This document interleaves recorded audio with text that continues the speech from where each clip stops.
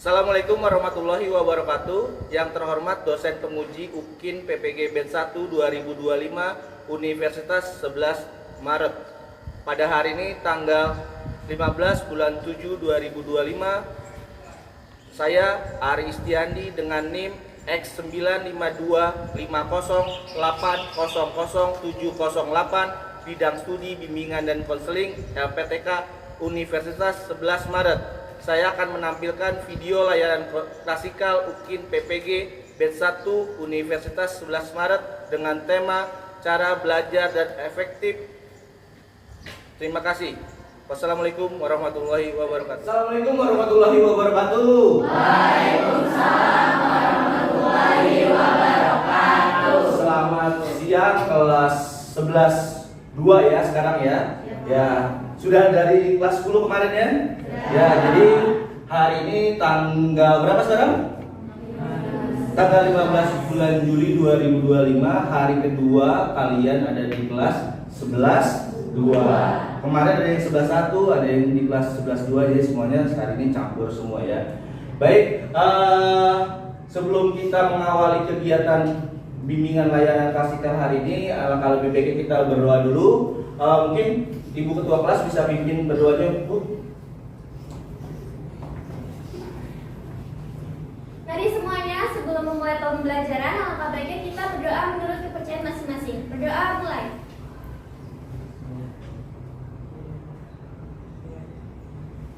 Berdoa selesai. Memberi salam. Assalamualaikum warahmatullahi wabarakatuh. Waalaikumsalam warahmatullahi wabarakatuh. Oke, baik.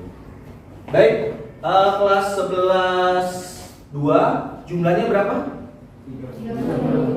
30. Ada yang tidak masuk hari ini, coba dilihat ada yang tidak masuk?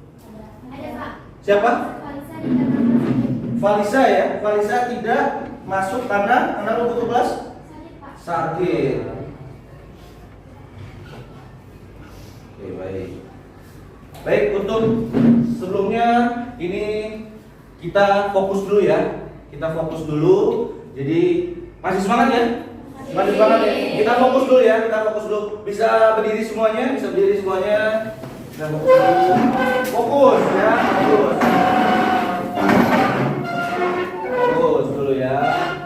Fokus. Jadi kalau misalnya Bapak bilang tepuk pagi 1 kali, tepuk siang 2 kali, tepuk malam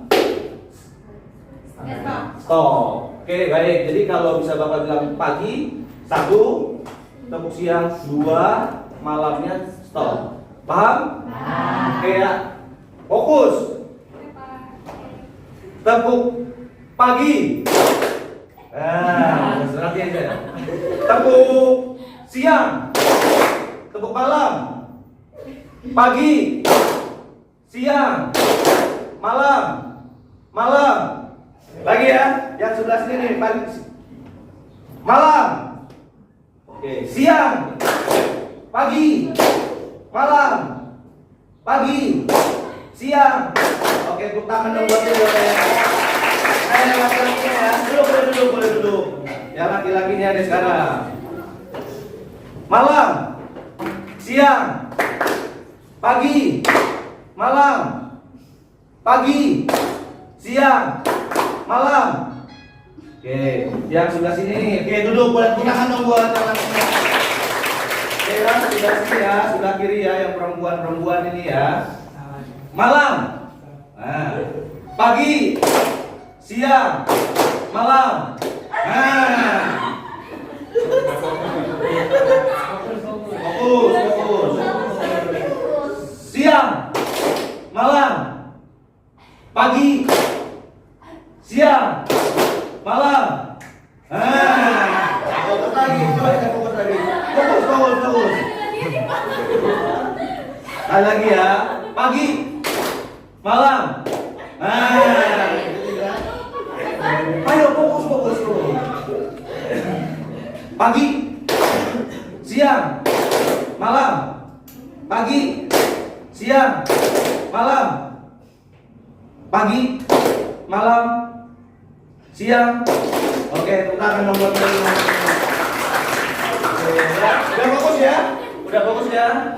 Oke, baik. Kalau sudah fokus, kita akan mulai kegiatan pembelajaran hari ini. Jadi kemarin kalian sudah membuat asesmen di awal tahun. Apa sih yang memang kira-kira kalian kurang atau apapun itu tentang permasalahan-permasalahan untuk di kelas 10-2 khususnya. Jadi kemarin kalian sudah mengisi itu angket dan atau kuesionernya. Ternyata ada beberapa siswa khususnya di kelas 10-2 masih banyak yang menanyakan kebutuhannya terkait gimana sih cara belajar yang efektif dan efisien. Itu asesmennya sudah ada. Baik, jadi kita pembelajarannya adalah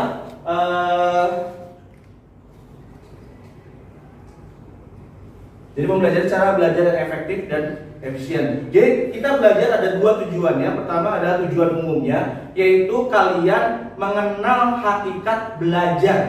Jadi hakikat belajar itu seperti apa?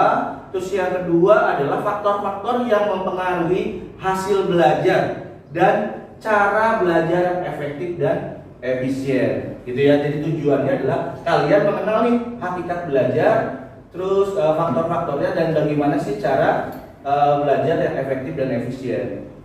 Itu tujuan umumnya. Tujuan khususnya pertama tadi memahami dulu kira-kira itu belajar gimana, sikapnya berubah nggak. Jadi kalian ketika nanti layanan klasikal belajar efektif ini khususnya buat kalian adalah memahami dulu belajar itu penting, sikapnya harus berubah, dan keterampilan dalam belajar di SMK Farmasi harapan masa harus baik. Kalau di praktek ya harus punya kompetensi yang baik. Ketika umum dan lain-lainnya keterampilannya juga harus baik. Gitu ya, paham ya tujuan umum dan tujuan khusus yang akan Bapak berikan kepada kalian terkait layanan klasikal di kelas 10-2. Temanya adalah cara belajar yang efektif dan efisien. Gitu ya. Oke, tahapannya adalah pertama pengertian belajar. Ada yang tahu kira-kira definisi belajar menurut kalian? Siapa tahu? Boleh angkat tangan. Ya Muti, kira-kira belajar itu apa menurut kamu Muti? Belajar itu suatu hal yang itu jadi tadinya nggak tahu, belajar jadi tahu. Oh, jadi belajar itu adalah proses di mana yang tidak tahu menjadi tahu. Oke, kalau sudah sini coba saya minta Naila deh. Naila, kira-kira belajar menurutmu gimana, Nay? Belajar itu apa ya? Aktivitas di mana kita tuh memahami suatu pelajaran. Dia memahami suatu pelajaran ya. Jadi, oke, baik. Di slide yang Bapak kasih tadi ini adalah pengertian belajar. Belajar adalah suatu aktivitas yang dilakukan secara sadar. Jadi kita belajar itu harus sadar. Oh, berarti kita memang sedang belajar untuk mendapatkan sejumlah kesan dari bahan yang telah dipelajari. Jadi kalau misalnya kalian belajar, apa sih yang dipelajarinya? Itu harus didapat dari hasil pembelajaran. Itu menurut James O. Whittaker. Jadi ya, gitu ya. Jadi belajar dikatakan suatu proses karena perubahan tingkah laku yang menjadi melalui suatu tahapan-tahapan yang pada akhirnya menjadi suatu hasil belajar. Jadi belajar itu adalah proses. Jadi nggak ada tuh tiba-tiba bisa contoh yang ranking 1 kemarin kelas 10-2 siapa? Anissa Cahyani ya. Anissa Cahyani kemarin ranking 1. Terus yang di kelas 10-1 misalnya si Alipia ranking 1. Itu nggak cuma tiba-tiba saja dia harus ranking 1. Belajar nggak kamu kira-kira? Belajar. Jadi semua itu adalah belajar, itu adalah proses. Jangan nggak belajar tiba-tiba pengen dapat ranking 1. Jadi semuanya ada prosesnya ya. Misalnya contohnya, seorang anak yang ingin dapat berjalan, maka ia mulai dilatih oleh orang tuanya merangkak, berdiri, dituntun untuk mulai melangkah. Pada akhirnya si anak bisa mulai berdiri dan mulai sedikit demi sedikit melangkah kakinya, dan kemudian ia mulai dapat berjalan dengan sempurna. Coba kita bayangkan, Mas, coba Mas maju depan, Mas Arja. Sini Mas Arja. Sini, maju ke depan Mas Arja. Ya, udah ganteng nih. Nah, ini kan Mas Arja umurnya berapa sekarang, Mas? 15 tahun. Dulu kira-kira ketika Mas Arja lahir, apakah langsung berjalan? Enggak kan? Berarti dulu merangkak dulu, dilatih dulu sama orang tuanya ya. Tiba-tiba bisa jalan kan? Karena ada apa? Belajar dari merangkak, bisa merambah dan lain. Ada prosesnya ya. Sampai Mas Arja bisa sebesar ini. Oke, duduk Mas Arja. Wah, tepuk tangan dong buat Mas Arja. Faktor-faktor yang mempengaruhi belajar. Belajar itu merupakan aktivitas fisik dan mental yang tidak berdiri sendiri, tetapi keberhasilan belajar ditentukan oleh banyak faktor. Faktor-faktor itu berasal dari dalam diri sendiri, internal maupun dari luar. Faktor-faktor tersebut diantaranya, nah tadi dari semua individu semua sini, semua pasti ada faktor-faktornya, benar ya? Faktor-faktor yang mempengaruhi hasil belajar kamu. Salah satunya apa nih? Coba dibaca Azila, kondisi internal. Coba yang kencang suaranya. Yang pertama itu adalah fisik atau jasmania. Jasmania. Kira-kira menurut kamu apa nih? Kondisi internal yang mempengaruhi faktor yang mempengaruhi belajar, salah satunya adalah fisik atau jasmania. Kayak kesehatan kita, Mm-mm. terus mental kita. Ya. Kalau misalkan kita banyak pikiran atau kayak ada gangguan gitu di keluarga, pasti belajarnya jadinya kurang bisa masuk ke otak kita. Oh gitu, oke. Tepuk tangan dong buat Azila. Benar kata Azila. Jadi salah satu faktor yang mempengaruhi belajar adalah fisik atau jasmania. Ketika kita sakit, apa kita fokus? Enggak. Boro-boro buat belajar, untuk kita pasti tiduran saja atau lemes dan lain-lainnya. Jadi faktor belajar keberhasilan adalah salah satunya adalah jasmania. Kedua, psikis atau kejiwaan. Alivia, coba menurut kamu psikis kejiwaan menurut kamu gimana? Yang mempengaruhi tentang belajar? Kalau menurut saya kan psikis itu kondisi di dalam diri kita kayak mengikuti mental. Kalau misalkan mental kita nggak baik, otomatis siklus belajar kita atau cara belajar kita untuk mengalami sesuatu yang baru itu susah, karena dalam diri kita sendiri pun nggak baik gitu Pak. Oke, baik. Tangan dong buat Alivia. Jadi kayak misalnya kamu nih di usia kamu sekarang, pas lagi diputusin pacar, WA nggak ada kabarnya dan lain-lainnya, katanya aduh kena mental banget nih. Itu kan mempengaruhi gitu ya, mempengaruhi dan lain-lain, kejiwaannya labil lah. Kalau zaman sekarang apa namanya? Anak kalau lagi putus cinta tuh apa namanya? Galau ya, jadi nggak lagi galau dan lain-lainnya. Itu jadi akan mempengaruhi tentang belajar. Nah yang ketiga, coba ada yang bisa untuk menjelaskan adanya kemauan atau niat? Boleh angkat tangan? Ya, Olivia lagi, oke? Karena kalau misalkan dalam diri kita itu udah ada niat, muncul niat buat belajar, sama itu kita nggak akan bisa buat gerak untuk seenggaknya bangun dari kasur untuk bergerak, kita nggak akan mau. Jadi harus ada niat dalam hati. Good, mantap ya. Jadi, tepuk tangan lagi buat. Jadi adanya kemauan atau niat. Jadi kemampuan atau niat. Jadi ketika kamu mau belajar, yang paling penting adalah apa hari ini? Niat dulu. Jadi harus niat dulu. Kadang-kadang kita berniat, nanti aja. Pernah nggak ngalamin kayak gitu? Ya kayak misalnya contoh kamu mau belajar matematika. Hari ini saya pokoknya hari ini jam 9 mau belajar matematika. Misalnya tiba-tiba udah jam 9, mau les-lesan dulu nanti jam 11 tanggung deh, habis zuhur sholat dulu, makan dulu. Terus habis zuhur jam 1, aduh ngantuk, mau tidur siang. Tidur siang dulu. Nanti asar ada temanmu yang ngajakin main. Sampai pulangnya maghrib dan lain-lainnya, sampai akhirnya belajarnya pun nggak jadi. Paham ya? Jadi niat dulu. Kalau memang diniatkan, itu harus dilaksanakan. Oke, yang keempat, coba saya minta Anissa Cahyani tentang kecerdasan. Menurut saya kalau kecerdasan, karena setiap orang kan kemampuannya masing-masing beda. Jadi mungkin ada yang cepat tangkap pelajaran, ada yang susah. Mungkin ada yang sekali diajar langsung ngerti, ada yang enggak. Jadi kecerdasan masing-masing akhirnya beda Pak. Oke, baik. Jadi tepuk tangan dong buat Anissa Cahyani. Baik, tadi benar katanya Anissa Cahyani bahwa kecerdasan salah satunya. Nah, pertanyaan Bapak adalah, kemarin kita sudah asesmen di awal kelas 10 bahwa setiap orang memiliki kecerdasannya masing-masing. Ada nggak orang yang bodoh atau kurang pintar? Nggak ada. Semuanya ada 8 kecerdasan. Jadi dari Raffi, Raka, atau Arzan, Gozi, Aca, semua pasti punya kecerdasan masing-masing. Tinggal kita memanfaatkannya saja gitu. Kayak misalnya Anissa Cahyani bisa jago matematika, misalnya Arini jago bahasa Inggris. Ya kan mereka punya kecerdasannya masing-masing. Tinggal bagaimana kita untuk cara belajarnya saja menurut kalian biar supaya efektif gitu ya. Oke.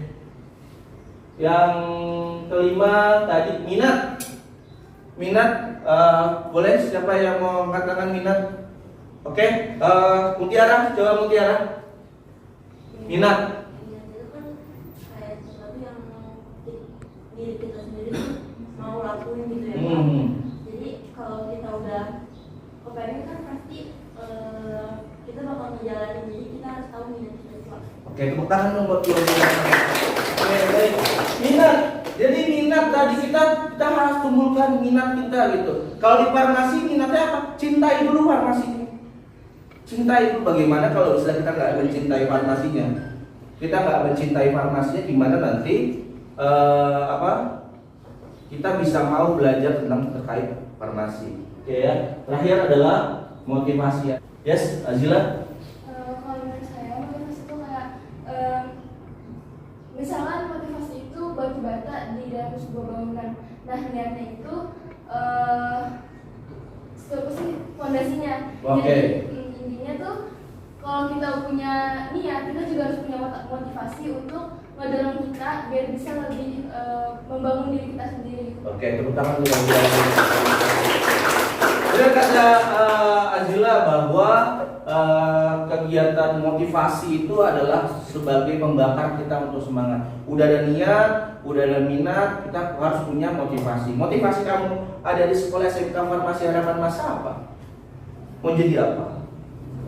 Mau jadi apoteker, ya berarti kita punya mimpi jadi apoteker. Kalau jadi punya mimpi jadi apoteker harus belajar, benar kan? Kita harus baik, kita harus bagus, kita harus disiplin. Itu adalah salah satu faktor-faktor yang mempengaruhi keberhasilan dalam belajar. Oke. Semua praktek, semua mata pelajaran ada bukunya semua? Bisa kamu pelajari? Bisa kamu pelajari dari sekolah ataupun belajar secara mandiri. Jadi belajar itu di mana saja bisa saja gitu. Yang ketiga adalah strategi atau cara belajar. Nah ini nih yang kadang-kadang sangat menunjang gitu. Si A dengan si B cara belajarnya pasti beda. Coba kalau misalnya si Kansa, kamu biasanya kalau belajar seperti apa? Baca atau nonton video atau mendengar atau melihat atau gimana? Baca berulang-ulang gitu. Ada yang suka lihat video? Misalnya ada pelajaran apa gitu, ada yang baca saja atau melihat video gitu. Itu kan salah satu strategi kamu. Kira-kira kamu tuh senengnya di mana gitu. Kalau Anissa Cahyani gimana? Kalau cara belajarmu? Saya lihat video, terus dari video itu saya rangkum, saya tulis. Dari video dulu, awalnya dari video dirangkum, ditulis gitu ya. Kalau misalnya Zila gimana Zila? Kalau saya itu tipe orang yang belum bisa ngerti kalau belum dipraktekin, jadi saya lebih sering ke video. Video gitu ya. Kalau Vina gimana Vina? Saya biasanya lihat video, habis itu dipahami, isi videonya apa, dicatat. Oh, sama kayak saya. Ada yang suka baca. Nah, suka baca Nay? Kamu suka kira-kira gimana cara belajarmu? Iya, biasanya juga ngeliat video. Lihat video dulu ya, jadi harus video dulu. Kalau misalnya Kansa tadi baca dulu berulang. Jadi setiap orang kan beda-beda ya. Beda-beda untuk cara belajarnya dan strateginya sama. Nah, kalian yang tahu cara bagaimana untuk strategi belajarnya. Oke. Hari ini coba, kenapa harus belajar secara kelompok? Karena kalau belajar secara berkelompok kita bisa beropini Pak. Dia dengan orang-orang berbeda, secara belajar berbeda, jadi kita bisa saling Good. Tepuk tangan dong buat kalian. Nah, salah satunya adalah berpikir kritis. Berpikir kritis, bermakna dan menyenangkan. Dengan belajar kelompok, kalian berpikir kritis. Kamu bisa mengutarakan ide kamu bisa menghargai pendapat orang lain. Nah, kamu bisa menciptakan suasana nyaman dan bermakna di dalam hubungan teman-teman yang ada yang lain gitu ya. Jadi belajar kelompok, belajar tuh nggak harus sama guru, tapi kamu bisa belajar dengan teman-teman kamu nih, teman sebangku kamu, teman yang kira-kira bisa membantu kamu, jadi tutor sebaya gitu ya. Oke, jadi tadi kita ada teoritis, ada matematis, dan sekarang adalah dipraktikumkan. Jadi yang praktek yang mata pelajaran yang praktek apa aja? Coba apa? Farmase, terus apa lagi? Kimia, terus Teva, terus udah komputer. Nah, itu di kelas 10. Nah, sekarang kalian di kelas 11 itu nanti ada tambahan lagi. Ya, ada perapotikan, ada kewirausahaan. Itu adalah jadi prakteknya. Semakin banyak praktek sesuai dengan SMK kejuruan farmasi gitu. Saya minta pendapatnya siapa yang di sini kira-kira. Coba Tera, maksud dari pelajari dan pahami betul setiap tahapan dan dalam praktik, karena praktik 1, 2 dan seterusnya saling terkait. Coba dia gimana? Pelajari dan pahami praktik dari praktik yang pertama sampai seterusnya itu saling terkait, karena kalau misalkan dari awal praktikum kita sama sekali nggak paham terus nggak mau buat belajar, praktikum selanjutnya tuh bakal susah Pak, karena pasti materinya jauh lebih susah, terus ada tugas-tugas baru atau hal-hal baru yang memang harus kita pelajari lagi dan terkait dengan yang sebelumnya. Jadi ilmu yang dari praktikum pertama bisa kita pakai di ilmu yang praktikum kedua, terus yang ketiga sampai seterusnya. Gue tepuk tangan membuat tadi dia. Jadi praktek 1, praktek 2, praktek 3 itu adalah sangat berkaitan gitu ya. Jadi sangat berkaitan. Jadi kalau misalnya praktek 1 itu kalau kamu nggak hafal, nanti ke praktek 2-nya akan bingung. Jadi harus praktek 1 hafalin, pahami, mengerti, baru nanti bisa terus ke praktek 2, praktek 3 dan seterusnya. Ada yang ditanyakan? Oh, Alifia. Oke, coba berdiri Alifia biar saya tahu.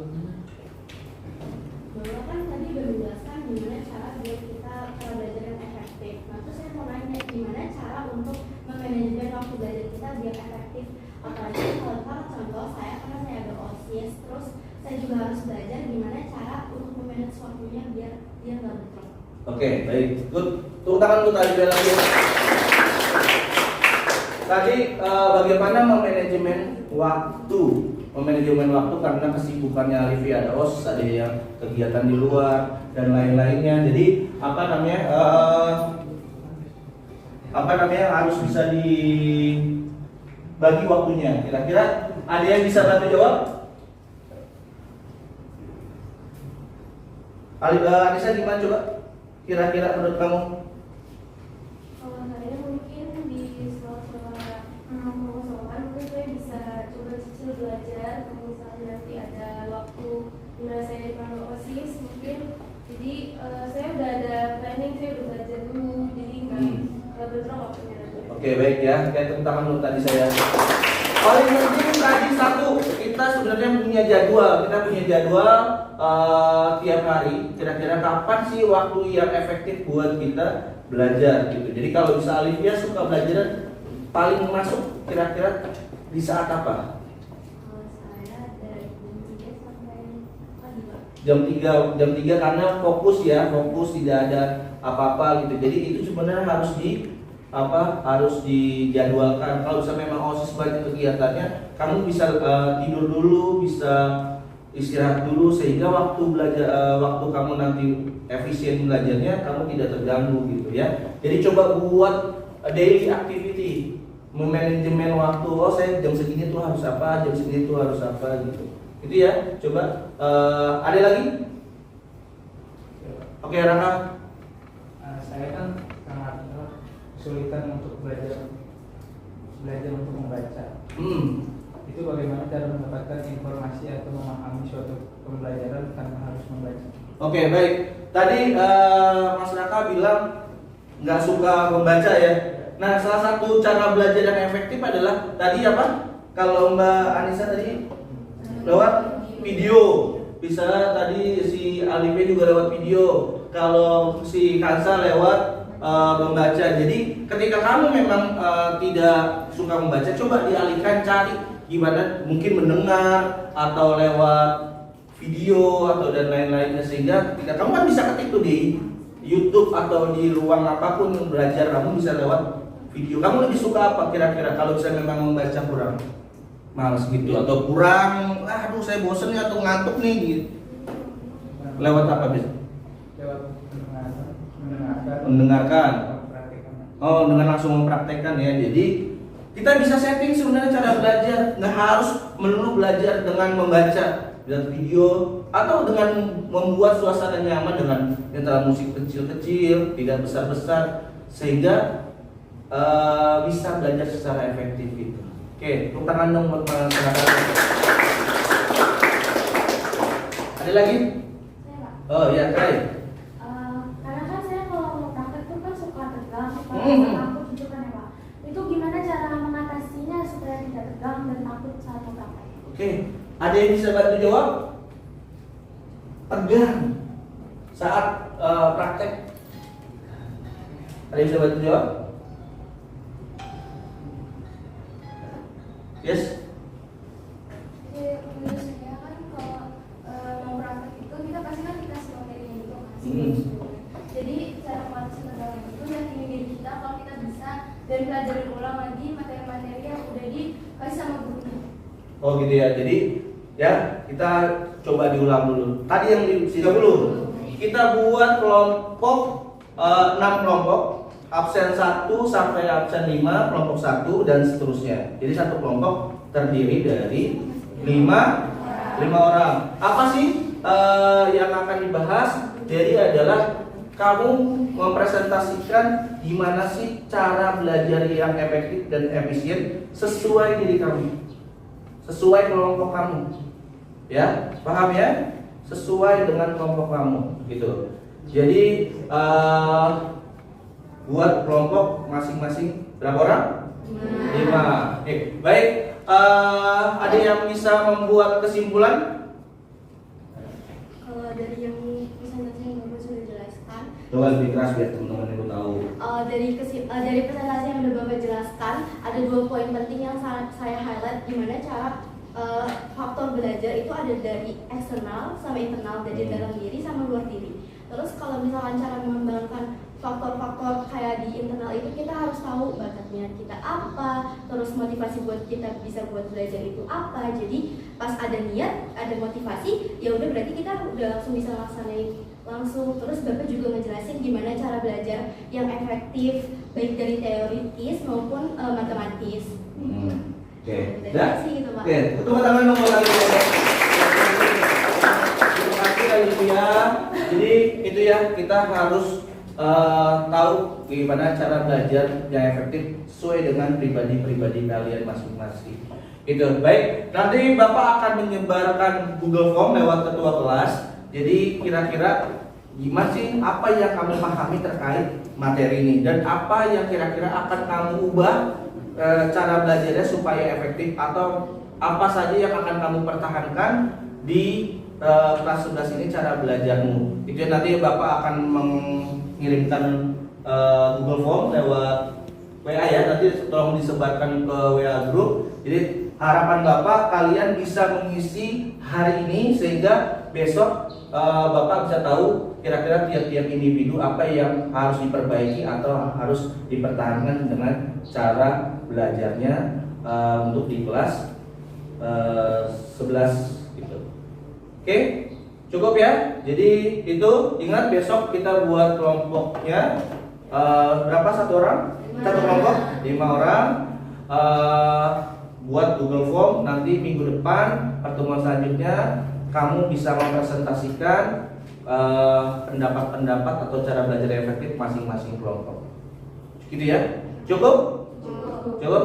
Kalau misalnya memang cukup, mudah-mudahan kegiatan kita hari ini bisa dipahami, dan kamu bisa tahu bagaimana cara belajar yang efektif dan efisien. Sehingga nanti di kelas 11 kamu bisa mengikuti, karena di kelas 11 pelajarannya semakin bertambah, prakteknya semakin bertambah. Oke, baik. Sebelum Bapak akhiri, kita berdoa dulu. Menurut agama dan percayaan masing-masing, berdoa dimulai.